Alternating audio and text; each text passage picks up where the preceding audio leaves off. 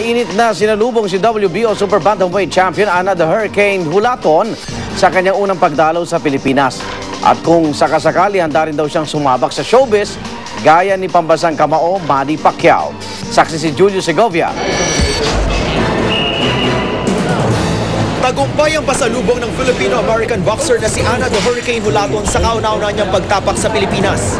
Nabawi na kasi ni Hulaton ang WBO Super Bantamweight title sa laban nila ni Maria Elena Villalobos ng Mexico. Sa programang unang hirit ang first stop ni Ana, kung saan ipinatikim sa kanya ang ilang pagkaing Pinoy, gaya ng sinigang na bangus, adobo, bopis, chicharon, manggat bagoong at balut.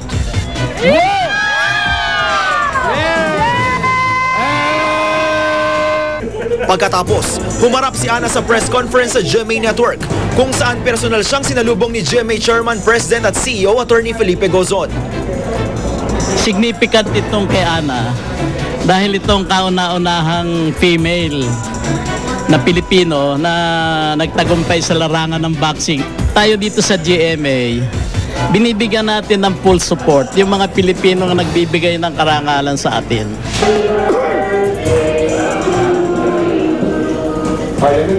Doon, hinandugan si Ana ng isang belated birthday celebration. Karawan niya kasi noong July 5. Bukod sa bulaklak, binigyan din siya ng paborito niyang chocolate cake. Maraming salamat po for bringing this opportunity for me. It's very memorable. I'm very proud to be Pinay, proud to be Filipino, and proud to be Kapuso. Sa edad na 30, single pa si Ana. Sa tindi ba naman ang kamao niya? Hindi kaya naiilang ang mga manliligaw niya? So far, it hasn't been a topic of conversation.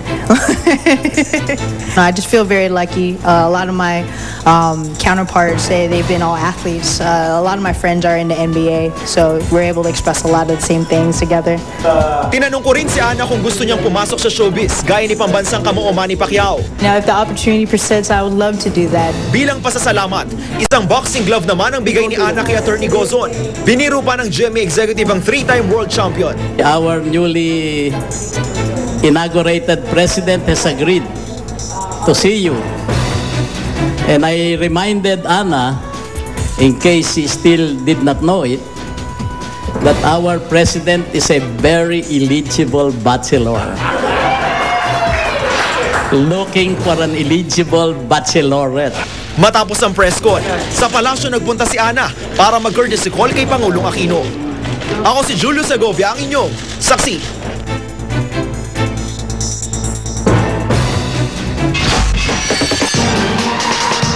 Sa ikalabindalawang araw ng kanyang panunungkulan bilang pinakamataas na leader ng bansa, lumabas ang SWS Net Trust Rating ni Pangulong Noynoy Aquino. Positive 83 ang kanyang nakuha, mas mataas pa sa nakuha noon ng kanyang inang si dating Pangulong Cory Aquino. Saksi si Sandra Aguinaldo. Sa pag-upo ni Pangulong Aquino sa pwesto, pinasalubungan siya ng matinding tiwala ng mga Pilipino. Ito lumabas sa pinakahuling survey ng SWS kung saan nakakuha ang Pangulo ng Net Trust Rating na plus 83. Ayon sa SWS, pinakamataas ito kung ikukumpara sa mga nagdaang Pangulo kabilang na si President Cory Aquino na nakakuha ng plus 42 Net Trust Rating noong September 1989. A few days bago sa kanyang inauguration ay talagang ang goodwill ng tao sa kanya ay napakalaki. Yung overall goodwill na naramdaman ng tao sa pagganap nung nakaraang election. So, sa tingin ko, nakadagdag yon sa kasalukuyang feeling of goodwill ng tao ngayon. As you know, we just went through a very, very unpopular president, okay? And to a certain extent, people are articulating their frustration and hope. Plus 69 naman ang net trust rating ni Vice President Jejomar Binay. You can expect that I will be supportive of the president. After all, that is how he was elected by the people to head this government.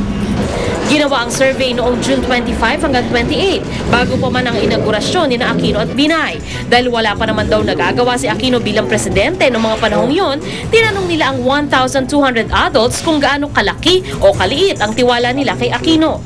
Para malaman ang pagtitiwala ng tao sa kanya bilang isang tao, bilang Benigno Noynoy Aquino III. Pag ang tinatanong sa publiko ay ang kanilang pagtitiwala sa isang tao, usually mas generous sila. Kung napakataas ng tiwala ng Pinoy kay Aquino, 53% o nakararaming respondents ang naniniwalang kaunti lang sa mga naipangako ni Aquino noong kampanya ang matutupad niya. 19% lamang ang naniniwalang halos lahat ng pangako ay matutupad niya, habang 14% lang ang naniniwalang lahat ng pangako ay matutupad niya. Parang cautious sila na, okay, well, at one level, hopeful tayo. But at another level, parang reality check globally, there has been an increasing distrust of government. Pinakamataas ang trust rating ni Aquino sa Visayas, nasundan ng Metro Manila, Luzon at Mindanao.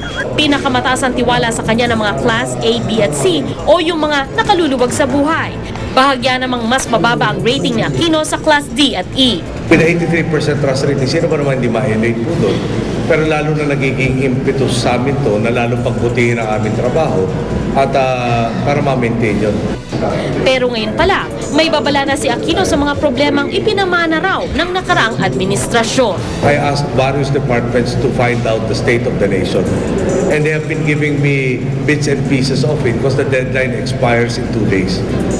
And there has been a whole plethora of bad news. Sandra Aguinaldo ang inyong saksi. At sama-sama natin saksihan panonood ng football fans ng World Cup Final sa Uganda. Binulabog po ng mga pagsabog.